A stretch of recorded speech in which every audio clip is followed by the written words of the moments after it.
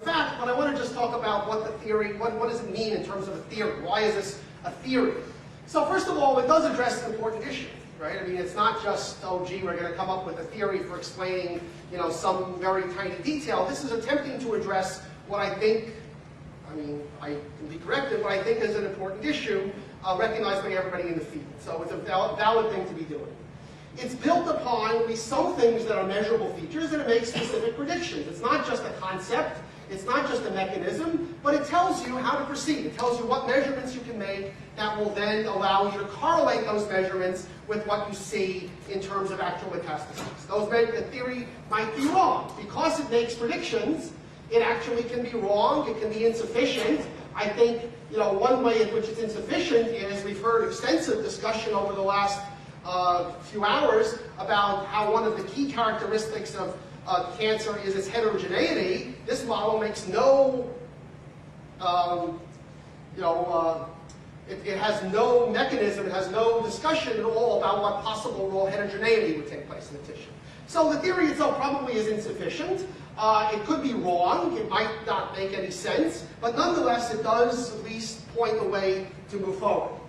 Because Don, who just left, showed this graph, I'll show this also. This is from the work that was mentioned earlier by Sui Wang, showing that one possible thing that can go on is you get significant non-genetic heterogeneity in tumors, and this could have important consequences for example, what I just talked about, which is not taken into account at all in the previous theory, which assumes that, you know, tumor tissue is completely homogeneous in terms of its properties. Okay.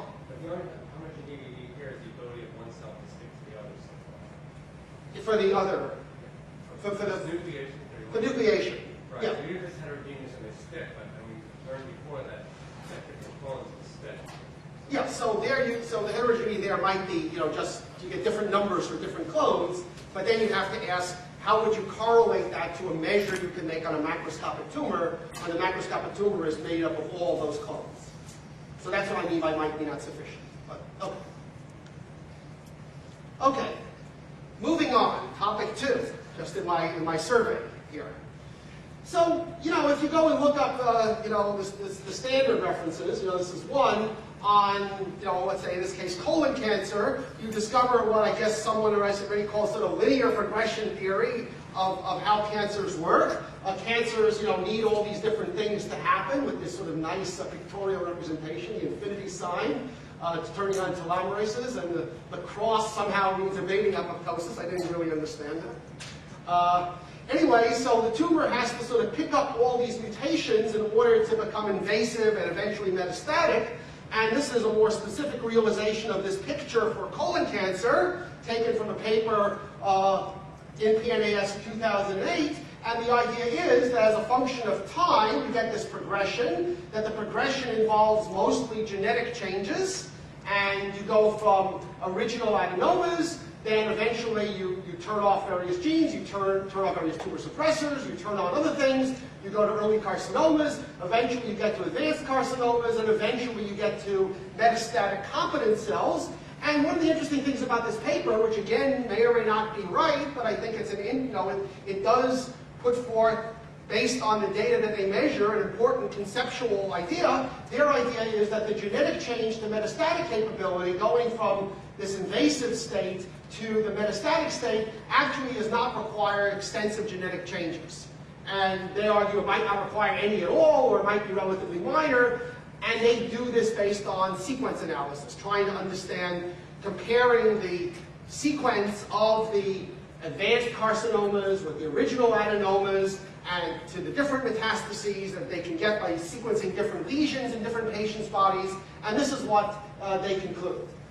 Now, this type of process, this type of evolution where you come up with new, useful, beneficial genes, those things have a clonal expansion, they take over large segments of the population, and then you go on and wait for the next one, can be studied quantitatively using ideas from population genetics. And so I picked now just a very recent paper, again in PNAS, by a group at Harvard, Martin Novak and collaborators, again with Bert Vogelstein, and they take this notion, this picture, and convert it into something that looks like a theoretical tool that enables you to make predictions. So what does that theoretical tool look like? Well, this is not in the language of pressure and density and compressibility. This is in the language of population genetics. So here you have branching processes, cells give birth, die, and mutate. You have fitness advantages, that's this number S here, and as the cells advance in this tumor progression, they pick up additional beneficial mutations. That's the number K here, and the basic idea is this gives you a mathematical model or a theoretical framework for thinking about how long you should expect it to take until you see a next beneficial mutation come by, and also how many other mutations you should expect to see that are not beneficial or not deleterious, but just are passengers along for the ride. These are sometimes called hitchhiker mutations because they hitchhike along with the beneficial mutations. And taking this type of model, taking existing cancer genomics data, they come up with some interesting conclusions that need to be tested. The interesting conclusions they come up with is that the selective advantage for each of these mutations is very, very small. This has large implications for genetic diversity that you would expect to see in cancers. Many, many different mutations can give you the same small fitness advance. And it may be similar to some recent findings in Drosophila evolution. So again, this is not my theory. I don't have to defend it. But it is a good example of trying to take a basic paradigm, a concept in the field, and trying to translate it into a framework that allows you then to do something a little bit more quantitative and begin to answer questions. Now, actually, I think their work is missing some essential ingredients, so I figured I might as well put in a pitch for what one thing it's missing, because this is something the physics community has thought about over the last couple of years. That model, you'll notice it has this notion of cells that are growing and dividing and branching, but of course it had no space in that picture. There was no notion of the center of the tumor, the periphery, the cells that are invading, the others. It's a sort of well-mixed theory that all cells are the same and are all exhibiting the same chances of evolution, all being exposed to the same environment, and that's probably not sufficient. So again, we have a theory that's probably not sufficient. This, of course, we saw a picture like this before. This is just what a tumor spheroid looks like, with a clear necrotic core, a clear zone of proliferation. And in the physics community, for example, just to take some typical work of Dave Nelson and Oscar Havlicek, they've looked at the combination of what happens when you have an evolutionary process that's going on, but at the edge of an expanding colony. So you don't have an evolutionary process that's taking place in a bulk system which is well mixed, but instead you have something which is growing outward. The cells that are actively dividing and actively have a chance to evolve are at the edge, and the edge is actually growing. They studied this, of course, in bacterial colonies, and came up with some interesting conclusions. For example, if you do this in a bacterial colony, you discover that one of the classic results of population genetics needs to be modified. For those of you who work in thought about population genetics, one of the sort of lowest order results is that the probability of a mutation of fitness advantage S being fixed in the population is proportional to S. And in fact, in this system, it's not proportional to S. It's proportional to the square root of S. It's much bigger. Actually, most people think that the square root of S is smaller than S, but actually you're supposed to think of S being very small. So if you have a 1% fitness advantage, then the square root of 0.01 is 0.1. So it's 10 times bigger than you would have thought. So they actually discovered that because the mutations are happening at the edge of the colony, you get changes in the standard population genetics picture, which probably, in my opinion, is more applicable to growing tumors than the traditional treatment. But that's okay. That's just, what they've done is gotten the start. Again, you might need to consider the interaction of genes with non-genetic variation. You might need to consider the possible interaction between genes. None of these models consider any of that. And a good model, a good system for this, because Don likes bacterial colonies, I figured I'd put one up for you. This is a picture of it's not from Howard's work on E. coli. This is from work actually on bacillus, and the bacillus colony, this is the equivalent of a tumor, has all this genetic variation, all this somatic variation. These ridges are places where spores are specifically put. They're made into spores by specific chemical factors that cause these ridges to form. It's sort of, you look at it in the third dimension, you can see that more clearly. And perhaps, this type of more, global view that genetic changes are coupled to space and coupled to local environments would be a better, a more direct way of going forward from those type of evolutionary models. But nonetheless, that work is very useful because it sort of shows the path towards how one can begin to take these somatic evolution theories and begin to say something quantitative about what they predict. Why is it that in this data, So now, yeah, go ahead. no, in this data and the previous data you showed from Yes. the model, the radius is still about the same. Somebody has a genetic advantage. Why aren't the algorithms growing faster? So that does happen. I can show you other pictures where you see sectors grow out of genetic advantage. In Nelson's picture, you see, in this experiment, he specifically put in things that were neutral. So here, there are different colors, but they're neutral markers.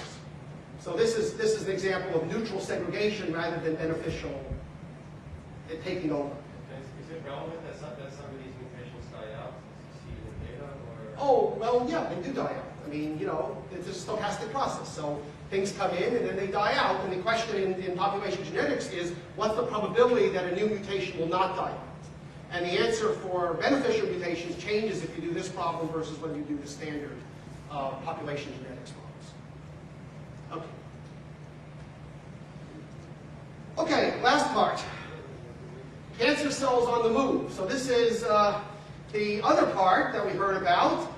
This usually goes by the name of epithelial mesenchymal transition. For example, here is just one version of the same picture we keep seeing. Again, you have these cells that somehow manage to invade the basement membrane, leave the tumor, and eventually make their way via the lymph system or the blood system, whatever it's to form metastatic lesions. And of course, this is usually described, or very often described, in terms of genetics. So, for example, in this particular picture, you see this notion of somewhere in here, when the cells are going through this, something has happened to the coherent molecules. Coherent molecules, if you just look at the molecular biophysics, are things that attach cells together. They're responsible for having epithelial cells happily sitting there and not overgrowing where they're supposed to grow.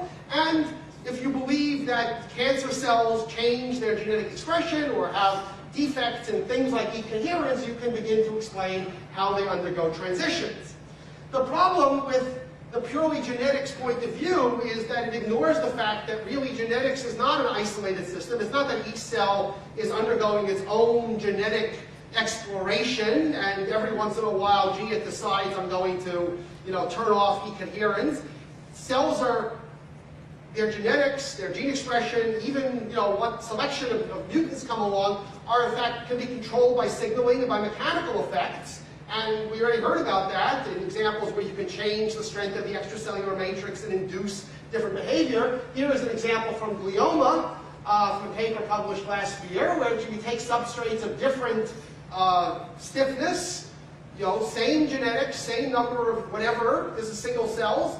Nonetheless, you can get total changes in cell shape just from effectively coupling of mechanosensing to cytoskeletal dynamics, to signaling dynamics, to adhesion processes, and all that. So the conclusion from pictures like this is genetic effects are important, but they're not independent of other things going on. They're not independent of mechanical chemical signaling. Cells are part of some integrated system in which individual fates, which depend on the internal genetic network and maybe even on somatic mutations, are of course affected by external signals, both from the environment and from other cells.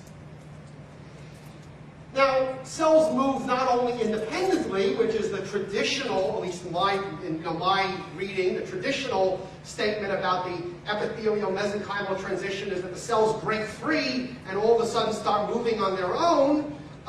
Cells can also sort of go into an intermediate state. An intermediate state is where they move, but they move collectively.